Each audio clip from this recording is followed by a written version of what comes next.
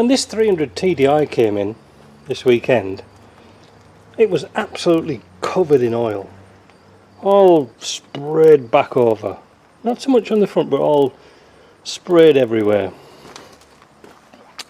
both sides really. This was covered, so we thought it'd be a good idea to put the smoke tester on and see where it's leaking. Now, on this model I've done an upgrade. I've made a 1/4 inch or an 1/4 of an inch, anyway, something in millimetres. I've put a steel plate on there with a rubber gasket, and the reason for that was when we were pressure testing before, smoke and pressure used to get up through the piston rings, through the ports and down into the exhaust. Well, the exhaust inside here has got quite a very poor casting. It's not exactly round, so it was very difficult to seal. The intake wasn't too bad, so I made a plate and we just pull the manifolds back and just bolt it all on. And good thing too, look what I found. The gasket had blown here, here, here and here. There's all the bits, look. So if you're low on power on your 200 or your 300 TDI, just check that gasket isn't blown. It's quite common because they're extremely thin and people are putting more and more boost into these engines, and this is the consequence. So that means this engine is pretty much sealed up. So what we're going to do, we're going to start the machine up. We've put some bungs in here. This is where we're putting the smoke through the dipstick tube. Put some bungs on the oil cooler pipes. Where else? We put some bungs all over the place, wherever we thought the smoke would get through. So let's start it up and let's see what we can find. The smoke machine is telling us that there's almost sealed up, but not quite. Can you see here? It's on about 20,000th of an inch. That means there's a gap somewhere and it's leaking. And if you look very carefully here, you can see where it's leaking from. Let's put some water on.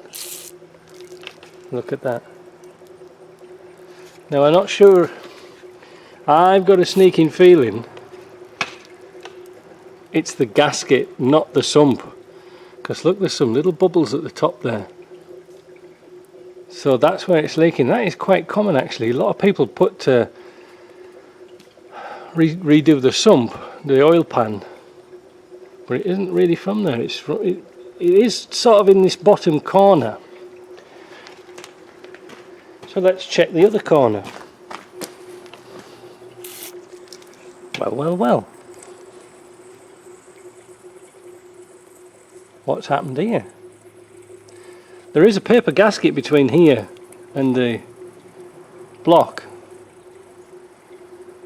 So what should we do? Should we strip it all down and do it properly, or should we put some sealer in? Well, Charles has said, well, it's not a no expense spared job, but he wants it doing right. So I think we're going to have to pull it all to bits and put a new gasket on. Yep, big job. Could I seal it? Well, I have sealed them in the past, but it is quite surprising. Everybody thinks oil leaks come out of the oil filter or whatever, but you can see everywhere around here is good. I could put some sealer in there, you know. I don't know what to do. I'm going to have a think about it. So I've decided to take the cover off for you guys, and just to show you how to do it. Also to do the job right. At the same time we can check the belt. Now it was said that this belt was changed a little while ago, so hopefully I'm not going to change it. But I had a bit of a trouble trying to get the pulley off, so I've set my puller on, and now it's just flying off, so that's good. I sometimes get people who put Loctite on the shaft and not in the thread. The problem is when you do that, there's a rubber damper in this pulley, and you can't warm it up. so you have to resort to a puller sometimes. So let's get this pulley off, then we'll take the fan off here, but most importantly we're going to put the timing pin in the back and turn this engine till it's on top dead center. In that way we're not going to move any of our timing gears or anything like that. You know something? I thought after all these years I would never see a very early timing belt kit still on a Defender. And this is it, there is one. I thought they'd all been changed now, but the problem is this is an old style setup with the shoulders on the idler here, or on that's a tensioner, this is the idler, and you can see, look, all the bits of debris coming off the belt already. Not only that, look at this bearing here, it's absolutely falling to bits. What the hell, who the hell changed this? If it was changed. Well, that was a stroke of luck getting into there, wasn't it, boys and girls? So it looks like the crank seal's leaking a bit, not much, but we can change that. But look at that bearing, look at it, look. I bet you, I'll tell you something, wait a minute, I'm going to flick that seal out. Well, it's not oozing with grease, there's a little bit of lubrication in there, but precious little. I wonder what it's going to be like when I take it off. Still, let's get on with it. So, what I'm going to do is slacken off this camshaft nut before I take the belt off. Most important, because I'm going to turn the engine round in a minute and put the timing pin in. It's almost at top dead centre. Let's have a look where the timing pin is. This is a great opportunity to see this. What's it doing there? Anyway, there's the slot. So we're going to turn the engine over until that goes in. So it's not very far off. Oh yeah, what am I thinking? I'm looking at this one up here. I don't know what that one is. But we're going to put this pin in and turn it round. And remember, this is the one modified with the pin in it. So that's going to work really nice. So, this is the bearing with I just pulled the seal out of. And listen very carefully. It's absolutely dry as a bone, look. Loose. Doesn't sound too bad. Kaput. Where's the other one?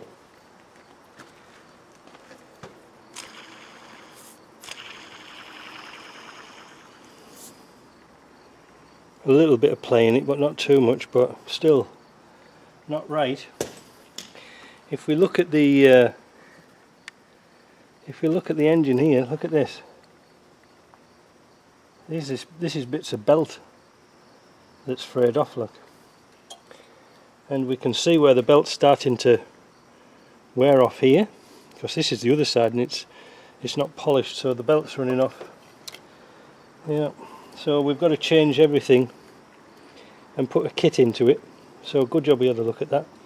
The next step is to we've got to get the pulley off here, the bolts from underneath, get this pulley off. I've already unloosened it, so we'll take this off.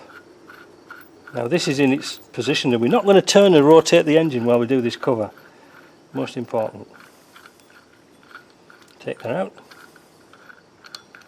There's the bolt, no Loctite on it, you see. Now the seal here is nice and dry, but I think it's an ideal opportunity after 1994 to change the seal as well. The pulley's coming off. Notice I didn't put the timing pin in because there wasn't really any need, because I'm going to have to take all this front cover off, so we'll have to realign it again. And after that it's just a matter of taking all these bolts out.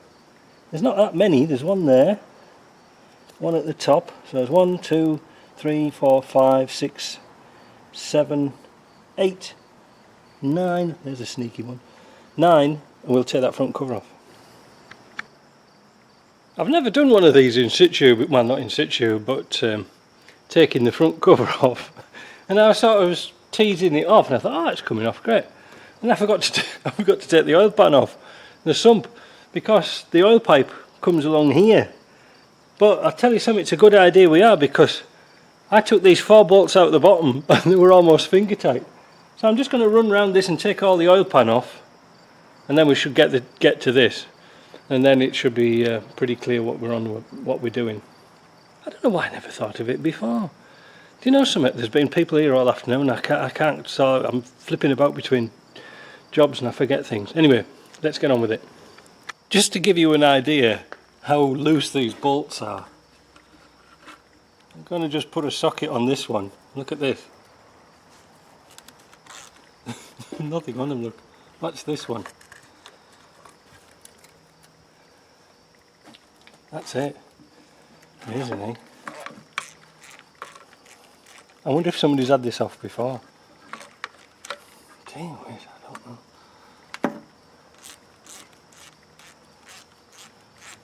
Anyway, we'll see. We'll carry on. This oil pan, or sump, almost fell off. And you can see the sealer hasn't got any sticky to it. It just fell off. Usually on the 300 TDI you don't have to pry them off, because if they've been done properly they're glued on really tight. And it's got this white sealer on it. It looks like the Land Rover stuff, but look at it. It just pulls off like bloody elastic. So anyway, that's it. So we're going to take out the bolt from here and the 2 little 8mm from here, pull this pickup pipe off, then we can get the front off. That'll be easy. Then we can replace that. And we're going to change the seals at the same time.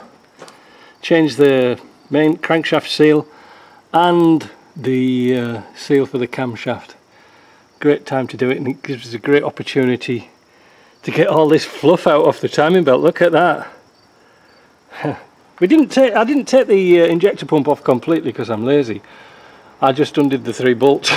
So it's easy to get off. I guess you could do this in the car, couldn't you, really, if you're mad enough. You like dripping oil. Anyway, let's get on with it. Well, that's where the gasket was broken. Just there, look. Same on this side. That's not where we pried it out. It was a clear break. So we're going to scrape that gasket off, replace it, and then replace the oil pan. Not a bad job. I think we'll replace all these O-rings and everything. They're like 24 years old. It hasn't done too bad, actually. It's lovely and clean underneath, look. Look at that. Looks like Charles had his power washer there and power washed all that crankshaft. Right, so that's what we've got to do now. Clean it up. Well, that was a long job getting that gasket off. I never thought it was going to come off. What a pain. I ended up using one of these vibrating sanders on a very low frequency, just to end up polishing it off and get it all nice and clean. It is imperative that there's no gasket on there, that's no gasket left. Yeah, and I'm quite puffed out. I've been running around all day. Same as the underside under here, we've still got a little bit of damp. Well, first of all, I'm going to put the front cover on. This is all nice and dry. I've got the gasket. We're going to go and put some high-low Sil 100 on. We're going to put it onto the cover because the cover's got the dowels in it, and that will keep the bolts in place. A couple of things we've got to remember: to put some grease on this cam and have a look for a new O-ring for here. So once the gasket's got the high-low Sil 100 on it, both sides, you'll see it squidges out really nice all the way around, so that's nice. Just make sure that when you put the cover on, the seal goes into the camshaft really nice. There's no bits of lip sticking out. Yeah, that's about it really. What we're going to do now is put the new pulley on and the sprockets and things like that, and we're just going to put that bit together. We're not going to actually time the engine because it's pressing on a little bit, and I've got to get this engine in the shop, so we're going to fit the fit the pickup pipe here. We're going to put a new O-ring on there. Then we're going to make sure that that's nice and clean, which it is. And then we can put the oil pan on. That's a lot of fun. When you're satisfied everything is bone dry, and I mean really bone dry, this is where you want to be squirting your hyalosil up inside these bolts here. It will come out if you want to take the cam out, the crank out. But get plenty in there because you've got to maximise the area. You see, you haven't got much between there and the back of this crank bearing. So I like to fill that up just, you know, just before and in the end of those little caps there, look. And now we're going to go onto the sump or the oil pan and put the sealer on the oil pan and lift it up into place. This might look a lot of sealer for an oil pan or a sump, but I don't want it to leak. Now I've gone round the high-low sill, I've put a nice generous bead and some little fill-in bits at the back. It's starting to go tacky already, so I've got to get a wriggle on. I've gone round and biased it all towards the insides, and then I put a little dobs on the outside. I've never had one leak yet, so I'm not going to start to do it. This is nice and thick. It's actually a full tube on there, one full tube. But what I do is I put it up and then I'll wiggle it a little bit to even it out, and I'll just progressively put the bolts in, but I won't tighten them up for a few minutes until it gets a little bit more tacky. So you can see now, once I've got the bolts tightened up, all the sealers squidged out, so that's a good sign. I've also got the timing belt fitted. I'm falling over bits and pieces here.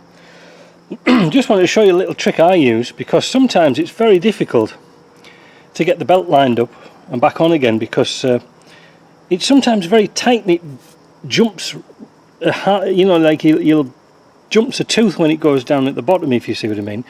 So you'll get a lot of slack in the belt here. You think it's tight, but it's actually jumped a tooth. So I put a couple of old pegs in there just to hold it in place while I smooth it round and pull it round. These bolts are loose, so that means you can move this pulley around a bit. You know, that's allowed to move, but you've got your timing pin in. We've put the nut onto this pulley. You can see how the difference, these are parallel, and the shoulder now is on here for running. So this is how this is the modification that was done by Land Rover, and we've put a genuine Dayco belt on. Timing mark lines up beautifully with here. This lines up and the crank pin is in, so we shouldn't have any problems. I haven't tensioned it up yet. It's still slack. Going to do that in the morning because it's like 6:30 now and it's time for a beer. And yeah, so we're going to get this inside because I think it's going to rain tonight, and we'll finish it off in the morning. All right, we'll just see how this goes. Hey, and in fact, this is making a Land Rover better, because it was kind of sick before, and yeah, so I think it's getting better. I'm going to do a last smoke test on it and make sure it's okay, but I'm sure it's pretty good. So we'll talk to you later.